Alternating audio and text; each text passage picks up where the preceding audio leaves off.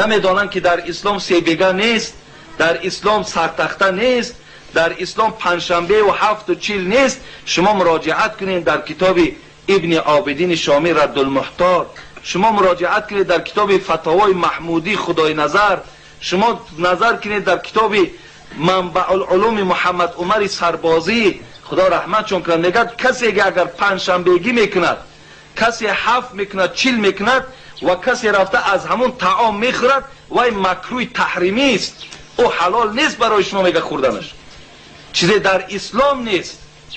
چه شما رفته در اونجا بسم الله گفته میگه وای میخورین؟ صاحبای کتاب میگویند.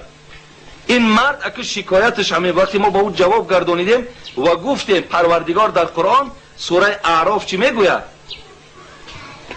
ولو ان اهل القرى آمنوا واتقوا. ببین هر وقتایی که اگر کدام شهر ایمانی به خدا بیارن، کدام شهر از خدا بترسن، لفتحنا برکت من السماء والارض. خدا در سوره اعراف والله اعلم آیت 157 است. خدا میگه اگر انسان ها ایمان بیارن، از من با پررگی بترسن و آن چیزی که گفتم همش اجرا کنن، قسم به بزرگیم که خاندانشانه ملکشانه سیر برکات میکنم. یعنی خدا میگه من شما را بای میکنم، هیچ قحطی در شما پیدا نمیشود وقتی از من میترسید. یعنی اینها باعث من شدن بی برکتی چی بوده است؟ خدا ناترسی است.